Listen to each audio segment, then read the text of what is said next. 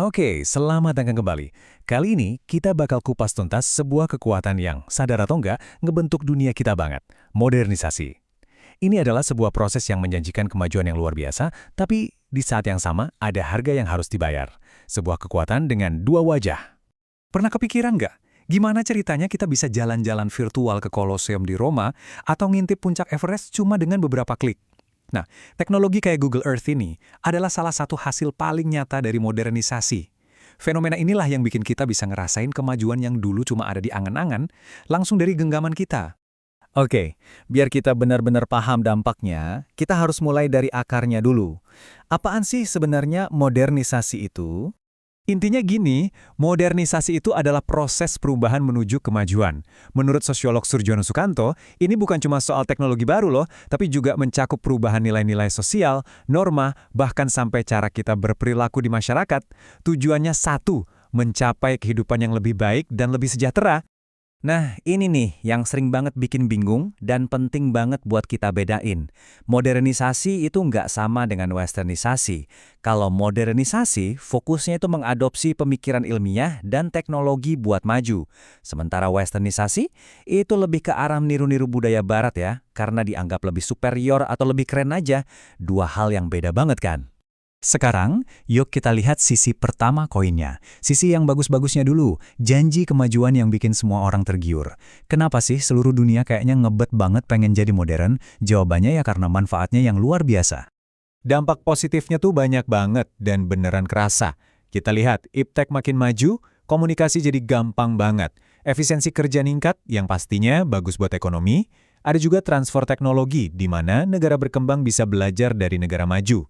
Bahkan, cara pikir kita juga ikut berubah, jadi lebih rasional dan terbuka sama hal-hal baru. Dan ini semua bukan cuma teori loh, benar-benar kita rasain langsung. Coba bayangin, traktor di sawah bikin panen melimpah. Sementara kemajuan medis kayak vaksin, itu secara harfiah bisa memperpanjang harapan hidup kita. Modernisasi itu nawarin solusi nyata buat tantangan-tantangan besar yang dihadapi manusia. Tapi, namanya juga kemajuan super cepat, pasti ada jejak yang ditinggalin.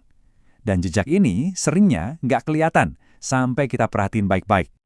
Oke, sekarang waktunya kita balik koinnya. Kita lihat sisi gelapnya. Emang apa sih harga yang harus kita bayar buat semua kemajuan ini? Apa konsekuensi yang diam-diam ngikutin di belakang janji-janji indah modernisasi? Dengerin deh kutipan dari jurnal Reswara ini. Ngena banget. Ternyata traktor yang tadi kita puji-puji karena bisa meningkatkan produksi, di sisi lain justru bikin para buruh tani kehilangan pekerjaan. Kemajuan buat satu pihak ternyata bisa jadi kemunduran buat pihak lain. Dan masalahnya nggak berhenti di situ aja. Karena kehilangan kerjaan di desa, banyak yang terpaksa pindah ke kota, itu yang kita sebut urbanisasi.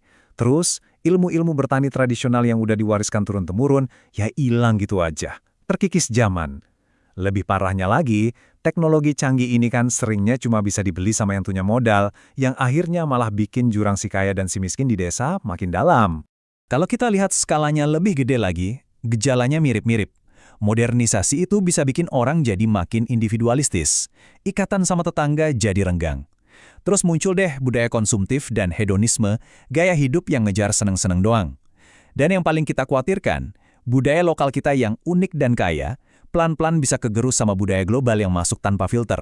Nah, disinilah letak poin kuncinya. Menurut pemikir kayak Alexius Cemadu, kita tuh harus bisa bedain antara sekedar modernisasi sama pembangunan yang sejati. Modernisasi seringkali cuma ngejar angka pertumbuhan ekonomi, bangun pabrik, tanpa peduli dampaknya ke masyarakat atau lingkungan. Kalau pembangunan sejati, tujuannya tuh buat ningkatin kesejahteraan semua orang, secara adil dan berkelanjutan. Pertanyaan ini nih yang penting banget buat kita renungkan. Jadi, kemajuan itu sebenarnya apa sih? Apa cukup cuma punya gadget canggih dan gedung-gedung tinggi? Atau jangan-jangan kita butuh sesuatu yang lebih dari itu, yaitu keadilan dan kesejahteraan buat semua? Oke, sekarang yuk kita tarik semua obrolan ini ke konteks negara kita sendiri.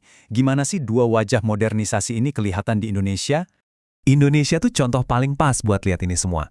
Di satu sisi, banyak banget hal positifnya kan? Masyarakat makin melek sama isu-isu penting kayak kesetaraan gender dan kesehatan mental. Tapi di sisi lain, kita juga masih kejebak sama yang namanya developmentalisme, pembangunan yang obsesinya cuma pertumbuhan ekonomi, yang seringkali mengorbankan lingkungan dan bikin kesenjangan makin lebar. Jadi ya, Dua wajah modernisasi ini bukan teori di buku lagi. Ini tuh kenyataan yang kita alami tiap hari.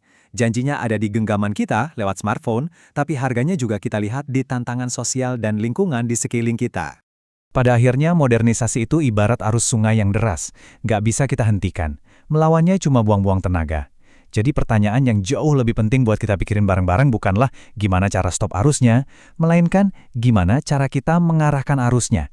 Gimana caranya kita bisa ambil semua yang baik sambil nekan seminimal mungkin dampak buruknya.